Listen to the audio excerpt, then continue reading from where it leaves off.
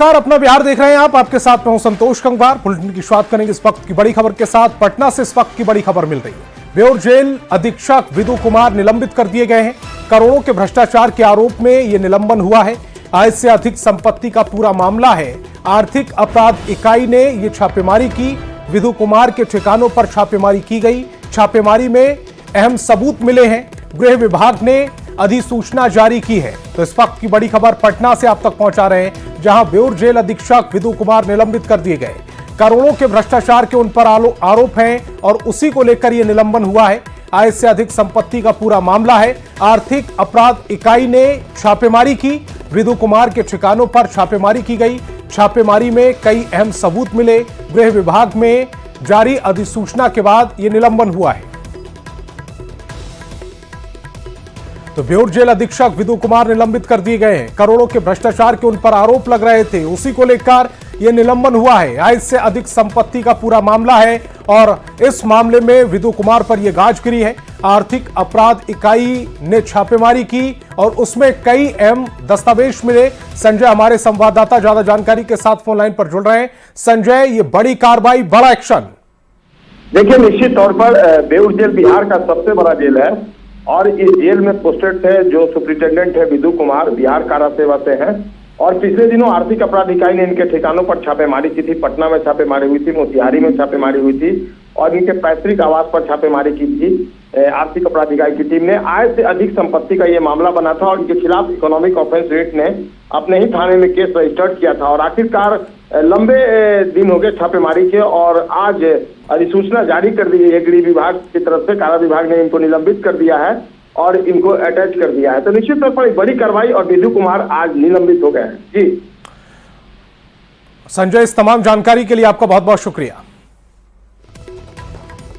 हजारीबाग से बड़ी खबर मिल रही है। चलती कार में अचानक से आग लग गई। चौरसिया चौक के पास यह हादसा हुआ है। धू कर गाड़ी जली है। गाड़ी में बैठे लोगों ने किसी तरह कूदकर अपनी जान बचाई है। किसी के हताहत होने की खबर नहीं मिल रही। औद्योगिक थाना पुलिस मौके पर पहुंच गई है। मामले की जांच भी की जा रही है। तस्वीरें इस समय आपकी टेलीविजन स्क्रीन पर हैं। तस्वीरों में देख सकते हैं कि कार किस तरह आग का गोला बनी हुई है। चलती कार में अचानक से आग लगी थी और उसके बाद की ये तस्वीरें हम आप तक पहुंचा रहे हैं। चौरसिया चौक है जहां पर यह हादसा हुआ है। धू कर जलती हुई कार इन तस्वीरों में आप देख पा रहे हैं। गाड़ी में बैठे हुए लोगों ने किसी तरह कूदकर अपनी जान बचाई है। खबर यह मिल रही है कि कोई हताहत नहीं हुआ है। औद्योगिक थाना पुलिस मौके पर पहुंच गई है।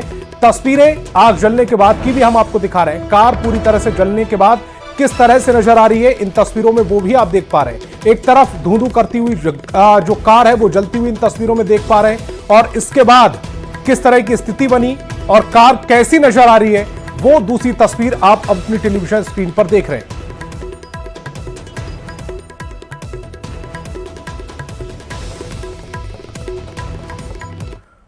और 70वीं बीपीएससी पीटी परीक्षा को रद्द करने और री एग्जाम की मांग को लेकर अभ्यर्थी बीते 34 दिनों से लगातार प्रदर्शन कर रहे हैं। अभ्यर्थियों की मांग के समर्थन में बिहार के जाने माने शिक्षक गुरु रहमान ने अपने हाथों की नस काट ली और खून से री एग्जाम के कई स्लोगन लिखे। साथ ही अपने खून से राष्ट्रपति, प्रधानमंत्री, मुख्यमंत्री, राज्यपाल, बीपीएससी के अध्यक्ष और सचिव को चिट्ठी भी लिख डाली। उन्होंने पत्र के जरिए परीक्षा कैंसिल करने और री एग्जाम कराने की मांग की। गुरु रहमान ने कहा है कि जरूरत पड़ी तो अपनी गर्दन भी काट दूंगा। वहीं कुछ दिन पहले बीपीएससी की ओर से मिले नोटिस पर गुरु रहमान ने एक बार फिर कहा है कि उन्हें मर जाना कबूल है लेकिन बीपीएससी से माफी कभी नहीं मांगेंगे। गुरु रहमान ने कहा है कि वो बच्चों के हित के लिए मरने तक के लिए तैयार है।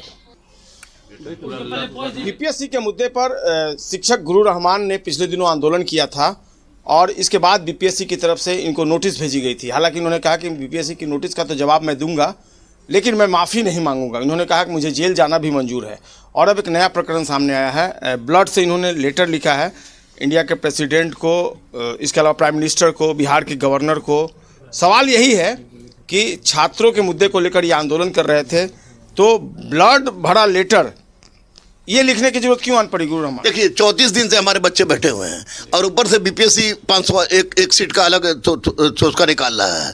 तो निश्चित रूप से बच्चों के हित के लिए मैंने ब्लड से लिखा है कि अभी भी अध्यक्ष और सचिव संभल जाएं, वरना हम जान देने के लिए भी तैयार हैं। और माफ़ी मांगने की बात करते हैं, मैं मर जाना पसंद करूंगा जेल जाना पसंद करूंगा और उनके जैसे व्यक्ति के सामने मैं माफी नहीं मांगूंगा, क्योंकि ये बच्चों की जिंदगी के साथ सरेआम खुलेआम उल्लंघन हो रहा है, बच्चों की जिंदगी कैरियर के साथ खेला जा रहा है। और रही बात खून से लेटर लिखने का, तो ये ट्रेलर है, मैं अपना जान भी दे सकता हूँ इन बच्चों के लिए, इतना मैं दावे के साथ कह रहा हूँ। जान दे सकते क्या? आप धमकी दे रहे कि हम सुसाइड कर लेंगे? नहीं, सुसाइड नहीं, अध्यक्ष बच्चों को जीते जी मार रहे हैं, बच्चों को जीते जी मार रहे हैं। तो गुरु होने के नाते मेरा इतना भी कर्तव्य नहीं है? 370 हटाने के लिए मैंने खून से चिट्ठी लिखा था, तो 370 उसमें हटा माननीय प्रधानमंत्री से। मैंने माननीय प्रधानमंत्री को, माननीय राष्ट्रपति को, अपने माननीय सीएम को, माननीय गवर्नर को, अध्यक्ष को, सचिव को खून से लेटर लिखा है। आप री एग्जाम कराइए, री एग्जाम कोई 370 से बड़ा तो नहीं है, तो री एग्जाम कराइए। री एग्जाम से कम किसी भी हालत में कोई बच्चा समझौता का तैयार नहीं है, और बच्चा के हित के लिए मैं ऐसा करने के लिए मजबूर था, मैंने किया।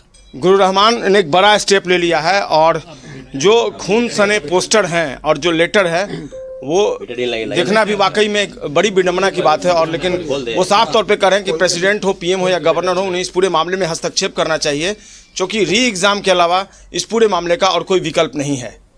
संजय कुमार, न्यूज़ 18 पटना। और गुरु रहमान के खून से खत लिखने पर IGIMS की मनोचिकित्सक डॉक्टर निष्का सिन्हा ने कहा है कि इस तरह की स्थिति ठीक नहीं। अगर मेंटर ही ऐसा करेंगे तो छात्रों के मन पर बुरा प्रभाव पड़ेगा। उन्होंने पूछा कि अपनी बात मनवाने का ये आखिरी रास्ता है क्या? अपनी बात को रखने का और भी बेहतर तरीका हो सकता है। As a senior person, as a mentor, इतने सारे स्टूडेंट्स उनको फॉलो करते हैं या उनसे उनका एफेक्शन है, उनके लिए रिगार्ड्स है, उनके लिए भी हम क्या एग्जाम्पल सेट कर रहे हैं ये समझना ज़रूरी है। क्योंकि ऐसे घटना सुनने के बाद किसी के मन में भी वो पेन की भावना ना उनके अंदर भी आ जाएगी, और जिसके कारण कंफ्यूज हो जाएंगे वो कि क्या यही रास्ता है। अगर हम अपनी बात किसी बड़े व्यक्ति को पहुंचाना चाहते हैं या अटेंशन ड्रॉ करना चाहते हैं किसी विषय पे, या हमें कोई और बेहतर रास्ता चुनना चाहिए। क्योंकि हम बस एक शिक्षक ही नहीं हैं, हम एक मेंटर भी हैं, और हम एक एग्जाम्पल सेट करते हैं दूसरों के लिए जो कि हमें फॉलो करते हैं। सो बहुत समझदार होके, एक बहुत रिस्पॉन्सिबल पर्सन की तरह हमें इन चीज़ों में अपना डिसीजन लेना चाहिए या रोल प्ले करना चाहिए।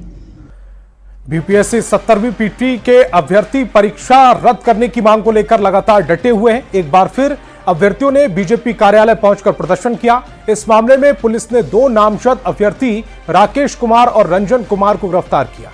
वहीं करीब 100 अज्ञात प्रदर्शनकारियों के खिलाफ कोतवाली थाने में केस दर्ज किया। प्रदर्शन करने पहुंचे अभ्यर्थियों का कहना है कि परीक्षा में गड़बड़ी को लेकर ज्ञापन सौंपने आए थे, लेकिन पुलिस ने मिलने नहीं दिया। वहीं प्रशासन का कहना है कि बिना अनुमति के सभी प्रदर्शन कर रहे थे, जिसे लेकर कार्रवाई की गई है। सर, डिमांड यही है, हम लोग का कोई सुन नहीं रहा है, और यही डिमांड है कि सब नेता बोल रहे हैं कि हमको पता नहीं है, हमको पता नहीं है, तो वही हम लोग सबको अवगत करा रहे हैं। आयोग और सरकार बोल रही थी कि आप एविडेंस दीजिए।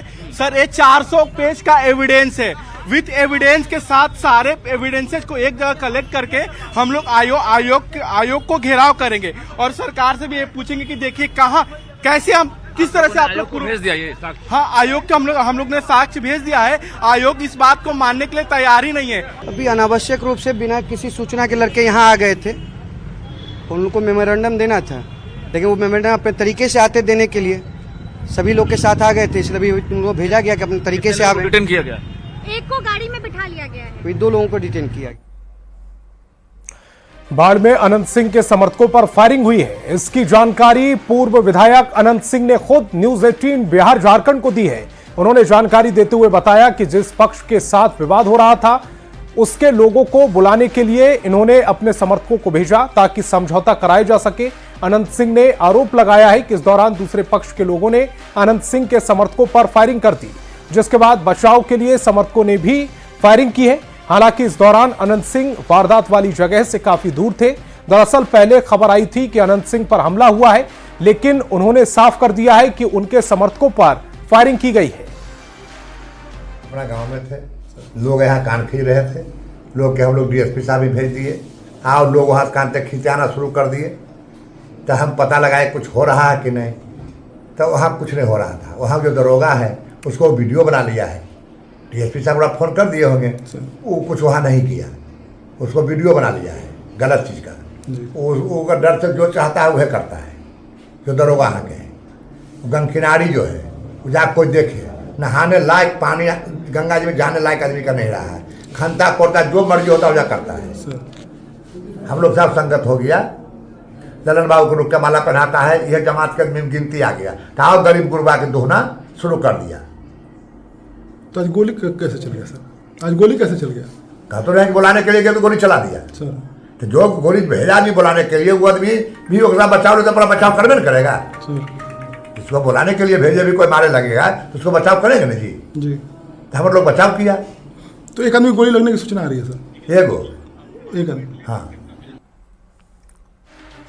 पटना से बड़ी खबर मिल रही, केंद्रीय मंत्री गिरिराज सिंह का बड़ा बयान सामने आया। अनंत सिंह के समर्थकों पर हमला मामले पर बोले, आनंद सिंह हो या कोई सामान्य व्यक्ति, सबको समान जिंदगी जीने का अधिकार है। अगर गोलियां चली हो तो मुझे पूरा विश्वास है कि बिहार की सरकार उन अपराधियों को पकड़ने का काम करेगी। तो इस वक्त की बड़ी खबर आप तक पहुंचा रहे हैं, गिरिराज सिंह ने यह बड़ा बयान दिया है। अनंत सिंह हो या कोई सामान्य व्यक्ति हो, सबों को सामान्य जिंदगी जीने का अधिकार है। अगर गोलियां चली है तो मेरा पूरा विश्वास है बिहार की सरकार उन अपराधियों को पकड़ने का पूरा काम करे। और अररिया में प्रगति यात्रा के दौरान सीएम नीतीश कुमार ने 304 करोड़ से ज्यादा की योजनाओं का शिलान्यास और उद्घाटन किया है। नीतीश कुमार ने प्रगति यात्रा के दौरान अररिया में मेडिकल कॉलेज और अस्पताल की घोषणा की। जिले के पहले मेडिकल कॉलेज का आधुनिक तर्ज पर निर्माण किया जाएगा। इसके अलावा अररिया के कुरसा कांटा प्रखंड की डुमरिया पंचायत में ऐतिहासिक सुंदरनाथ धाम में विकास कार्य किए जाएंगे। इसे लेकर अररिया सांसद ने सीएम नीतीश कुमार का आभार भी जताया। माननीय मुख्यमंत्री जी, प्रगति यात्रा में सबसे पहले अररिया का सबसे बड़ा सौगात अररिया में मेडिकल कॉलेज का उन्होंने घोषणा किया। इसके लिए हम अररिया वासियों की तरफ से उनको साधुवाद देते हैं, धन्यवाद देते हैं कि जो कभी नहीं हुआ वो आपने आज पूरा किया। और कल सीएम नीतीश कुमार की प्रगति यात्रा सहरसा पहुंचेगी, जहां सीएम नीतीश कई विकास परियोजनाओं का उद्घाटन और शिलान्यास करेंगे। इस दौरान मुख्यमंत्री करोड़ों की योजनाओं की सौगात देंगे। सीएम कई योजनाओं का उद्घाटन और शिलान्यास करेंगे। सीएम महिषी विधानसभा के मेनहा, बिशनपुर और महिषी प्रखंड के तेलवा पंचायत में कई योजनाओं का उद्घाटन और शिलान्यास करेंगे। सीएम तेलवा पंचायत पहुंचकर पंचायत सरकार भवन, खेल मैदान का उद्घाटन करेंगे। इसके साथ ही सीएम जीविका दीदियों से संवाद भी करेंगे। मंत्री अभी तक में फर्स्ट फेज में जो गया और जहां जहां जो संकल्प लिए, जो जो वादा किए, उसको कैबिनेट में पास करा करके 21 योजना को लागू किया। और जो आ रहे हैं माननीय मुख्यमंत्री, पहले तेलवा जाएंगे, तेलवा में जीविका दीदी संवाद करेंगे, उसके बाद मेनहा जाएंगे महादलित टोला में, और वहाँ क्या क्या समस्या है उससे बात करके और आम जन से बात करके, और उसके बाद फिर बैठक होगी और जो बैठक में जो कमी होगा उस पर निर्देश दे करके, और जो भी इस जिला में कमी है, चाहे जो भी होगा मेडिकल कॉलेज, चाहे जो भी होगा कमी, उसको पूरा करें। और बड़ी खबर मुजफ्फरपुर से, जहां फ्लिपकार्ट गोदाम में सीसीटीवी का फुटेज सामने आया है। बदमाश लूट की वारदात को अंजाम देते हैं। एक ने काउंटर से निकाले 4,95,000 रुपए, जबकि बाकी अपराधियों ने गन पॉइंट पर कर्मचारियों को बंधक बनाया था। जाते जाते अपराधी एक कर्मी को गोली भी मारते हैं, जिसमें कर्मचारी की मौत हो जाती है। सभी बदमाश बाइक से भागते नजर आ रहे हैं। एक बाइक खराब होने पर बाइक छोड़कर बदमाश फरार हो जाते हैं। 9 अपराधी हथियार के बल पर लूट की इस वारदात को अंजाम देते हैं। तस्वीरें इस समय आपकी टेलीविजन स्क्रीन पर है। 2 बाइक इस समय इन तस्वीरों में आपको नजर आ रही होगी। इनसे उतरते हुए बदमाश और इसके बाद इस पूरे लूटकांड को अंजाम देते हैं। 8 मिनट में 4,95,000 रुपए की यह लूटकांड को अंजाम दिया जाता है। और हालांकि जब उन्हें लगता है तो एक बाइक छोड़कर फरार भी हो जाते हैं। और ये अंदर की तस्वीरें रहीं, जब बदमाश अंदर दाखिल हुए उसके बाद जो वहां का स्टाफ था उसने हाथ खड़े कर दिया और उसके बाद इस पूरे लूटकांड को अंजाम दिया गया।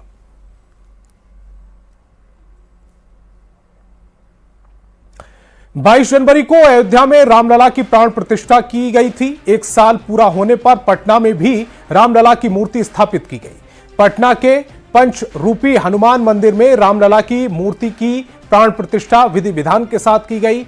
अब पटना वासी भी रामलला के दर्शन कर सकते हैं। अयोध्या से आए आचार्य और पुजारी ने विधि विधान से रामलला की मूर्ति की प्राण प्रतिष्ठा की। तस्वीरें समाप्त की टेलीविजन स्क्रीन पर है। लंबा इंतजार, प्रभु श्री राम अयोध्या में एक बार फिर से प्राण प्रतिष्ठित किए गए थे। तारीख वही है, सिर्फ साल बदला है। एक साल पहले प्रभु श्री राम अयोध्या आए थे और एक साल बाद उसी तारीख को प्रभु श्री राम यानी रामलला को पटना में विराजमान किया गया है। यहाँ देख सकते हैं पंचरूपी हनुमान मंदिर। ऐसे तो इस मंदिर की पहचान बजरंगबली से है।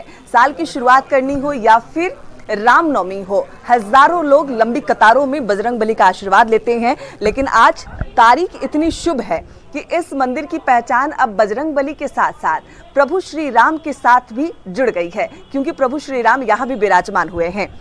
तारीख महत्वपूर्ण है। आज ही श्री राम अयोध्या में आए थे और अब प्रभु श्री राम पटना में भी विराजमान हुए हैं। जी, इसी तारीख को पिछले वर्ष 22 जनवरी 2024 को अयोध्या में रामलला की प्राण प्रतिष्ठा हुई थी। उसके बाद यहाँ के हनुमान जी की प्रेरणा से हमें भी ये प्रेरणा मिली कि यहाँ भी रामलला को विराजित करें, और हम सबों की भी इच्छा थी कि 22 जनवरी को ही यहाँ प्राण प्रतिष्ठा किया जाए।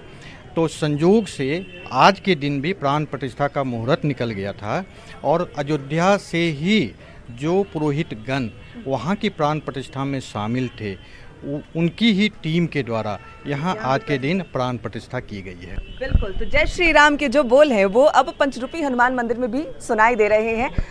यहाँ पर रामलला की आज प्राण प्रतिष्ठा मूर्ति में की गई है और आकर्षक प्रभु श्री राम की मूर्ति यहाँ पर, जिनका प्राण प्रतिष्ठा आज यहाँ किया गया है। और अब पंचरूपी हनुमान मंदिर में हनुमान जी के साथ साथ राम जी की आराधना भी यहाँ की जाएगी।